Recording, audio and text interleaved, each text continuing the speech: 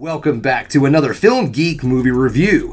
I'm off work from the old day job today, so I'm off to check out an early morning matinee, Bad Boys: Ride or Die. This is the fourth film in the Bad Boys franchise, and in this film, the two guys are trying to clear the name of their captain. He seems to be involved in some kind of corruption in the police force, and that can't happen with our two heroes. But I thought the captain died in the previous film, so okay, whatever. You know what? The story and plot of these films is not the important part of the Bad Boys movies. We all know, therefore, and that is the charisma and the chemistry between our two lead actors, the amazing action sequences, the cool chase sequences, all of the really cool stunts and explosions and all of that cool stuff, and of course, the comedy that we find in the Bad Boys franchise. So you know what? It's enough of me sitting here yammering on. It is time for me to get out the door because I'm off to check out Bad Boys: Ride or Die.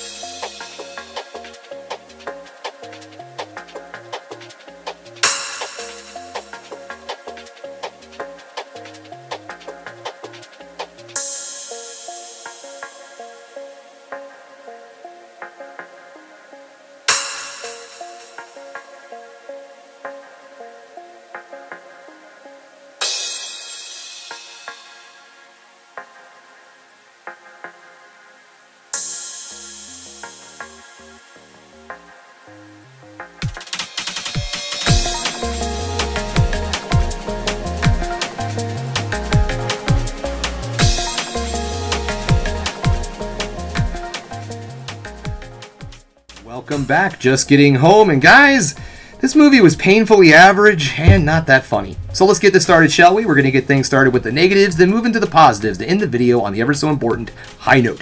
Okay, so let's talk about the story of this film, because this movie is an extremely basic, boring little plot. Let's just put it that way, all right? And the film starts off, you think that maybe, just maybe, there's going to be a little intrigue, a little mystery and all, you know, cop stuff, where they go out and try to figure things out, and they talk to witnesses and things of that sort. And the movie really makes you think that that's what this film's going to be.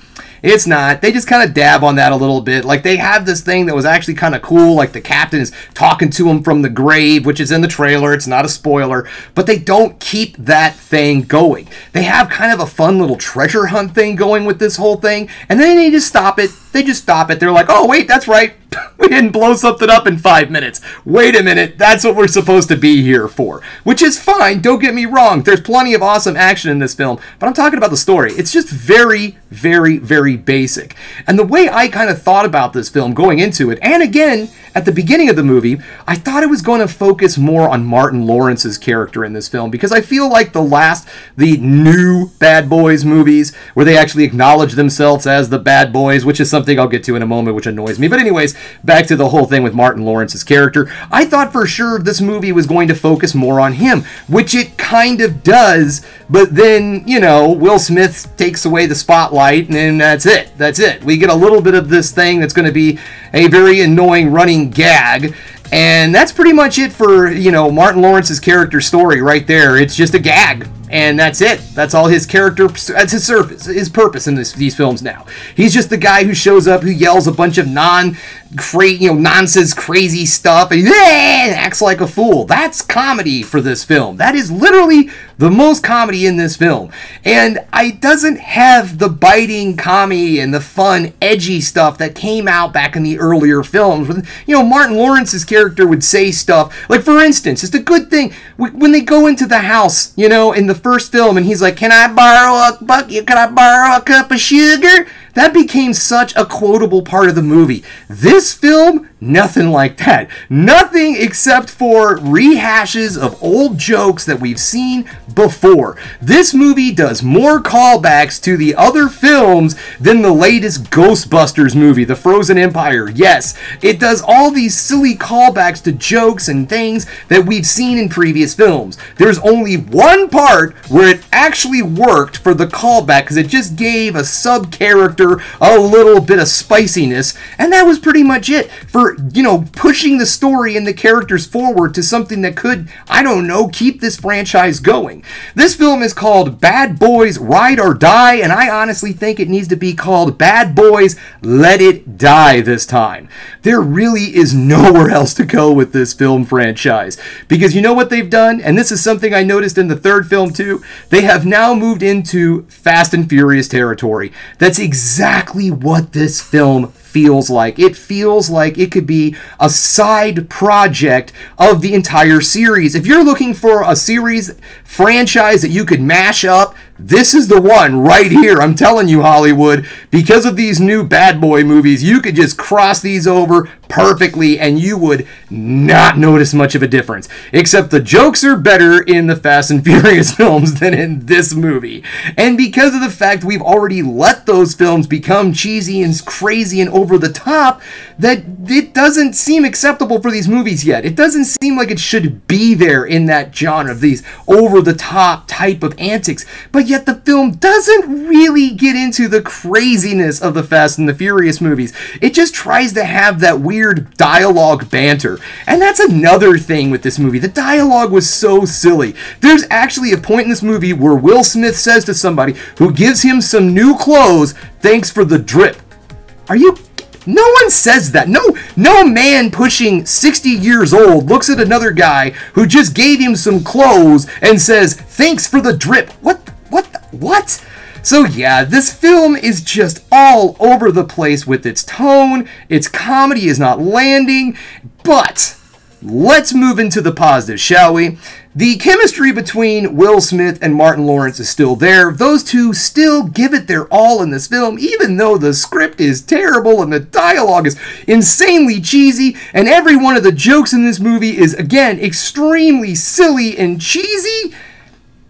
They deliver it. They do the best they can with those lines, and they deliver pretty dang good performances with everything that's just falling apart around them in this film.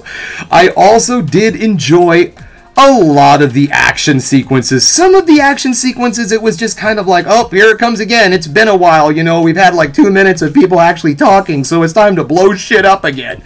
But most of the action sequences were really well done, very well made, and very well shot. There's a lot of really great camera work in this film. Unfortunately, it gets a little bit of an overload, like the film tries to be way too clever with its cinematography at times, but all in all, it's a lot of fun and it holds up. The effects and the stunts look very good. There was a lot of really nice practical stunt effects in this film, lots of great shootouts, and one scene in particular, as I was saying, one of our sub-characters finally gets his moment, and let's just say it's a hell of a moment, because we get one of those really cool tactical shooting John Wick kind of scenes in this movie, and they did a great job filming that also. They did two different aspects that we had one group that was watching what he was doing, and then we would actually get to go into it and see what the character was doing. So it was a really fun, tense scene. But just a handful of really fun, tense scenes, cheesy dialogue, and such does not make a good movie. Now, I'm willing to accept that with the Fast and the Furious franchise because they've gone out on a limb and let us know this is what we're doing. Now this film franchise is trying to squeeze into that kind of stuff, and it's just too little too late. So yeah, guys, I would honestly say, in my opinion, if you are a super fan of this franchise, you're probably going to have some enjoyment out of this. If you're somebody who is an intense action fan and you love action films, you're probably going to get some enjoyment out of this. But most people, guys, I say let this one stream. Well, that's all I have for you today. Thanks again for checking out the Film Geek. If you liked what you saw here today, go ahead and subscribe to the channel, ring that bell for notifications, and give me the old thumbs up so I know you like what you're seeing. And if there's one more thing you can do, folks, that is keep watching movies. You know I'm gonna.